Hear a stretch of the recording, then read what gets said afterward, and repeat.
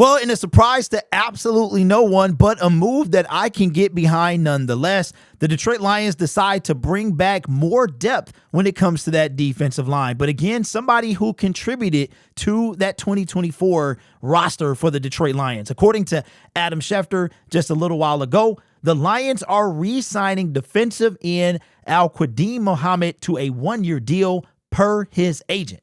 That is actually a good sign because from my kind of knowledge, Drew Rosenhaus and the Detroit Lions do not have the best track record when it comes to working together. So that is good that he was able to get that deal done.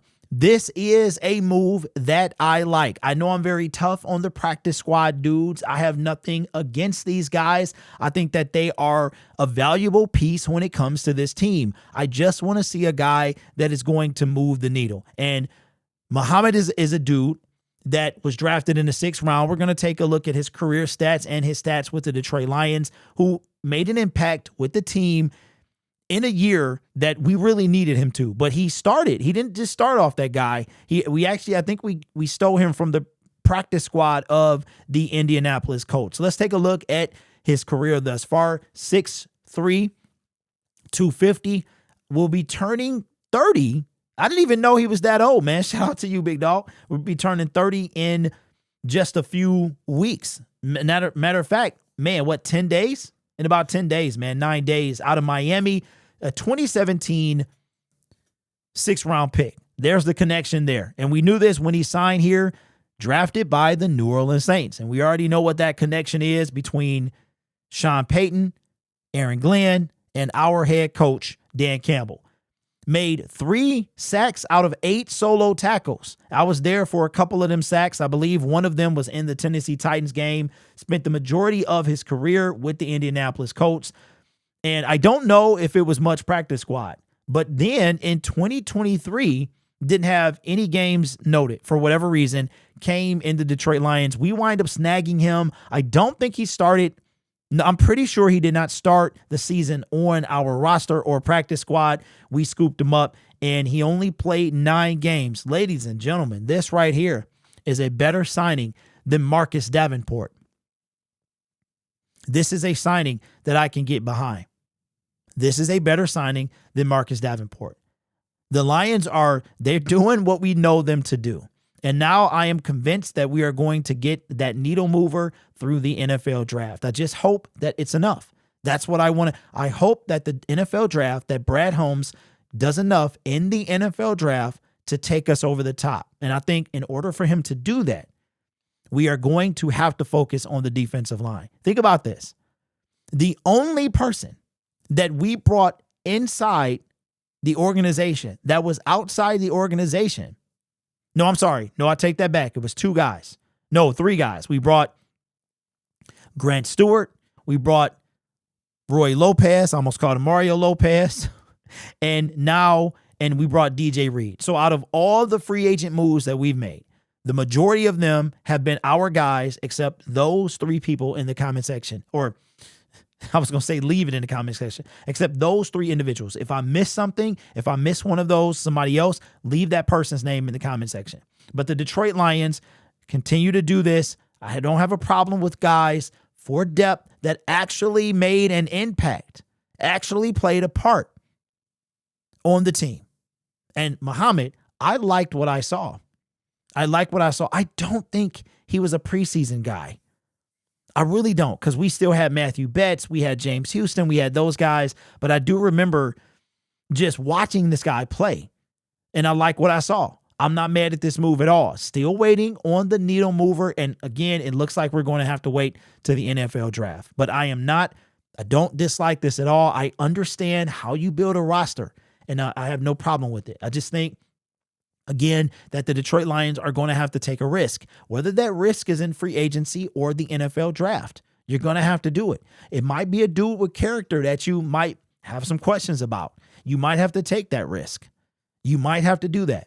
And now I feel, based off of the moves that Brad Holmes has made in free agency, there's no way you can believe that Marcus Davenport is worthy of being a starter opposite Hutch. So you have to be putting your attention to the NFL draft. And I have to believe that he has to do it. He's got to hit, man. Pick 28, 10, whatever, I think it's 101, 60, got to hit. It's okay. You can hit on the back end, but you got to hit. You have to hit. I like this move. Not mad at it at all. Just waiting on the game changer to come in. Solid depth piece, just like Pat O'Connor. Not bothered by this at all. I'm wondering what's going to happen with John Kaminsky, yo. Kind of eager about that. Just kind of some housekeeping stuff as well. Not sure that this is worthy of its own video, but if you haven't heard, Quarterback is returning to Netflix, taking a season off. They could not get the quarterbacks to do it last season enough, and they're only rolling with 3. I think it was 3 last time. They're so desperate. Yeah, it was 3 last time. It was 5 receivers and it was 3 quarterbacks. And they're so desperate that one of them is a repeat guy. That's right, because it was Patrick Mahomes, it was Marcus Mariota, and it was Kirk Cousins. Kirk Cousins is showing back up, but that's not the point of this video or the purpose of mentioning it. Right now, it's going to be Joe Burrow. It's going to be Kirk Cousins part 2, and it's going to be our guy, Jared Goff, who, if you don't know, he was actually asked, if I'm not mistaken, it might have been, maybe it was Stafford that declined it. It could have been Stafford. I do recall that they did ask Jared Goff, or maybe I thought they did, but maybe I'm confusing our old quarterback with our new one. But Jared Goff is going to be on quarterback, and I'm going to be excited about it. It was very tough for me to watch receiver. Believe it or not, I have not watched the last episode of receiver. It's just still too painful for me to watch. But I think I'm going to do it very soon, probably heading into the NFL season. It does release in July. So the last one for receiver came out July 10th. If you guys remember, I was a very quick tweet. I think it was less than 2 seconds that your boy appeared on the screen, man. It's in episode 7. It's at I think there's 3 minutes and 3 seconds left. No, I think there's 3 minutes and 13 seconds left. Somebody pointed that out to me in episode 7. If you go to that mark, I'm the second or third to last tweet before it flashes. Is when Amon-Ra St. Brown was doing his hair. So I was in there, but it's super cool, man. I'm excited. I wish that it came off better circumstances, but that means another heartbreaking kind of chronicle. You had the receiver chronicle the heartbreak of the NFC Championship game, and it's going to be kind of curious to see how Jared Goff is dealing with that loss and how they went out, and the injuries happened through the season. And I'm not going to be mad that we get to see him and his wife. I'm just saying. And what I'm saying is, with the baby and her being pregnant and, that Jared Goff about to become a father, that's what I'm saying. Don't be trying to put words in my mouth. Although I did see her at Ford Field, and it was like a glow, man. It was crazy. It was just like light was just resonating for the. Yeah, man, it was crazy. I didn't know somebody could actually look better in person than they do on the camera. It's crazy. I mean, yeah. And listen, no knock to St. Brown's fiance as well. But anyway, what am I talking about? Wake up, Derek. Wake up. But yes, Jared Goff on receiver, on quarterback. That should be interesting. Will premiere in July. As far as I know, I don't think I'm going to be in that one.